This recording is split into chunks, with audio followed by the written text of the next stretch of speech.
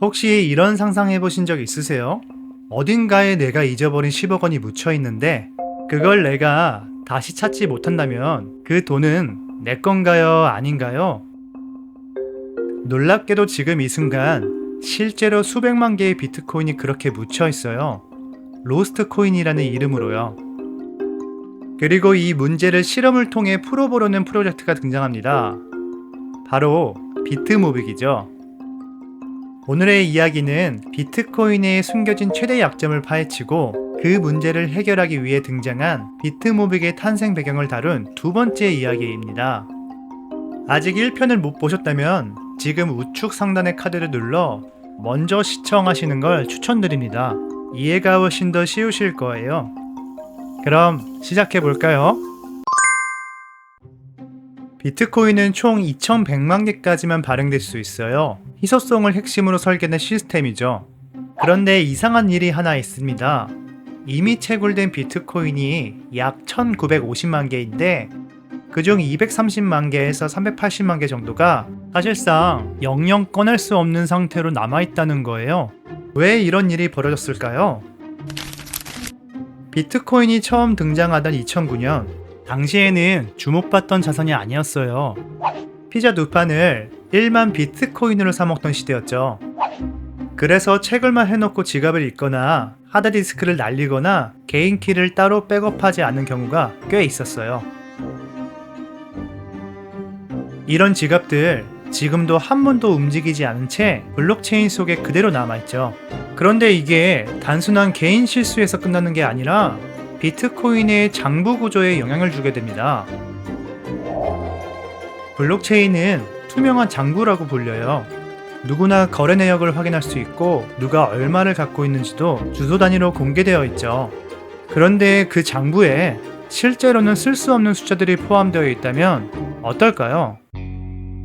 예를 들어 어떤 회사가 자산이 1조라고 발표했는데 그중 2천억 원은 비밀번호를 잊어버려서 못 쓰는 돈이라고 한다면 그 숫자를 믿고 투자할 수 있을까요?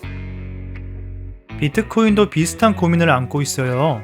투명한 장부지만 그 속에 실제로는 움직이지 않는 코인들이 꽤 많이 들어있다는 거죠. 어떤 사람들은 이걸 깨끗하지 않은 장부라고 부르기도 하죠. 이 문제에 실험적으로 접근한 프로젝트가 바로 비트모빅이에요. 2019년 1월 3일 비트코인이 10주년 되는 날 비트모빅은 비트코인에서 하드포크를 통해 탄생했어요. 하드포크란 비트코인의 전체 장부를 어떤 시점에서 복사해서 그 이후부터는 새로운 체인을 독립적으로 써나가는 걸 말해요. 쉽게 말해 엑셀 파일을 복사해서 다른 이름으로 저장한 다음 복사된 파일에 따로 내용을 써내려가는 것과 비슷합니다. 그래서 비트모빅은 2019년 1월 3일 당시 비트코인을 보유하고 있던 지갑 주소에 동일한 수량의 모빅이 자동으로 복제되었습니다. 즉, 비트코인을 가지고 있는 지갑의 주소는 비트모빅 또한 가지고 있는 지갑이 된 거죠. 그런데 이 복제된 비트모빅을 쓰려면 하나의 조건이 필요해요.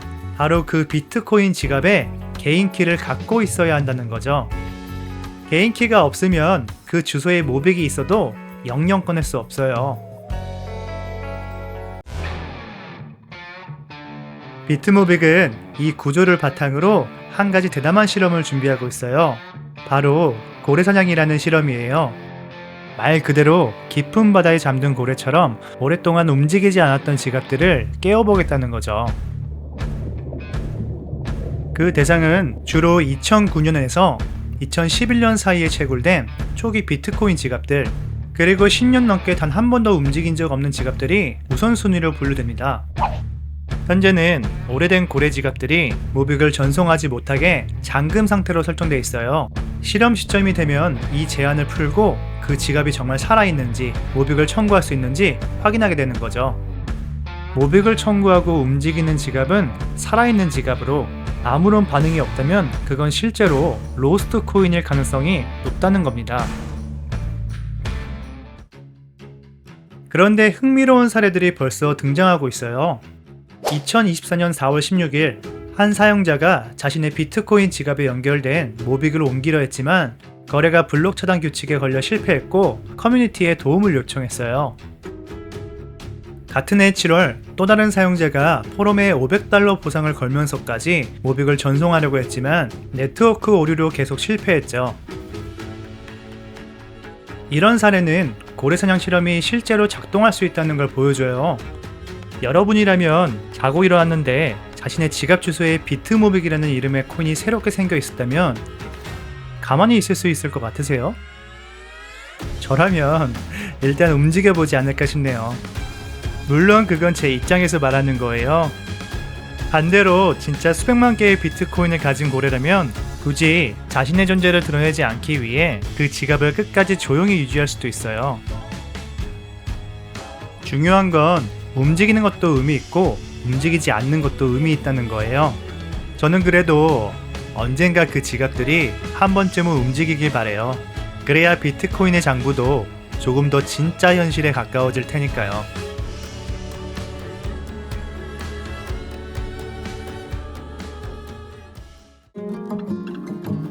비트모빅은 그냥 코인을 나눠주는 프로젝트가 아니에요.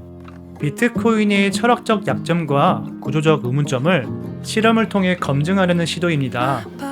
그 둘을 실제 데이터를 통해 밝혀내려는 유일한 프로젝트라고 할 수 있어요. 누군가는 그 시절 그냥 재미로 캐뒀던 비트코인을 깜빡 잊은 채 살아가고 있을 거예요. 그게 지금은 수천만 원, 어쩌면 수억 원이 되어 있는데도 말이죠. 어쩌면 우리가 잊고 살던 어느 날의 선택이 10년 뒤엔 상상도 못할 결과로 돌아올 수도 있어요. 비트모빅의 실험은 바로 그 가능성에 잠깐 멈춰서 질문을 던지는 일이 아닐까요?